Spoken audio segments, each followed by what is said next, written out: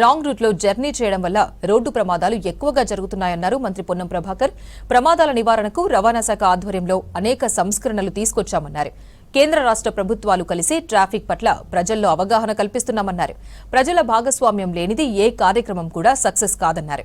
ఆదిలాబాద్ జిల్లాలో అలైవ్ లో భాగంగా ఇందిరా ప్రియదర్శిని స్టేడియంలో నిర్వహించిన సమావేశంలో మంత్రి పొన్నం పాల్గొన్నారు. కార్యక్రమానికి BJP MLA Payal Shankar, Congress MLA Vedma Bojju Patel హాజరయ్యారు. ఆ తర్వాత హెల్మెట్ పెట్టుకుని బైక్ ర్యాలీలో పాల్గొన్నారు నాయకులు.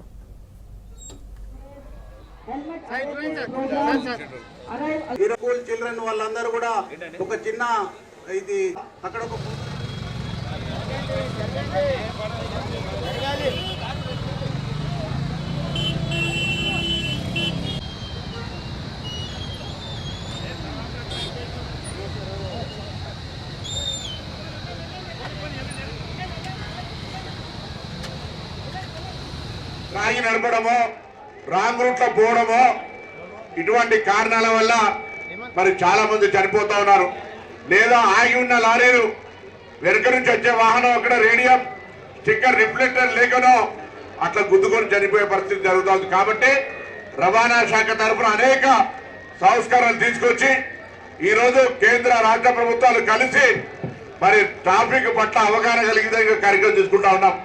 ఈరోజు ఈ కార్యక్రమం వల్ల మేము ఎదురైనా మనం చెప్తాం, సామధాన భేద దండ. ముందుగా రవాణా శాఖ, పోలీస్ శాఖ, ఇతర శాఖలు అన్ని కూడా దీని మీద ఎంత నియమ నిబంధనలు పెట్టినా ప్రజల భాగస్వామ్యం లేని అసాధ్యం. కాబట్టి నేను ఆదిలాబాద్ జిల్లా ప్రజలను తెలంగాణ ప్రభుత్వ పక్షాన విజ్ఞప్తి చేస్తా ఉన్నా, రోడ్డు భద్రత నియమ నిబంధనలు పాటించండి, మీ ప్రాణాలను కాపాడుకోండి. ఎదుటి వాడి ప్రాణానికి ముప్పు తెచ్చే విధంగా మీ యొక్క వాహనం నడిపే విధానం ఉండద్దు. మనందరం నిన్న మా ఎంపీ గారు ఆర్టిఫిషియల్ ఇంటెలిజెన్స్ లో వాహన యూటిలైజేషన్ ను సగటు మానవుడు రోజు 2-3 గంటలు బండి మీద తిరిగే విధంగా ఉంది. అదే రాజకీయ నాయకుడు తీసుకుంటే రోజు 6 నుంచి 8 గంటలు వాహనాల్లో తిరుగుతూ ఉన్నాం. వాహనాల్లో తిరిగే సందర్భంలో ఏర్పడే ప్రమాదం కుటుంబాలను రోడ్ల మీద పడేసినటువంటి పరిస్థితులు అనేక ఉన్నాయి. కాబట్టి ఎండ కొడుతోంది ఎక్కువ సందర్భం. ఒకటే, మనం ప్రతి ఒక్కరం సామాజిక బాధ్యతగా ఈ యొక్క వాహన ట్రాఫిక్ నిబంధనలను పాటిస్తూ మన ప్రాణాలను కాపాడుకుంటూ కుటుంబానికి అండగా మన పట్ల ఎదురు చూస్తున్నటువంటి వాళ్ళ కొరకు అలయని మీరు తిరిగి క్షేమంగా ఇంటికి రావాలనే ప్రోగ్రాంతో జరుగుతోంది.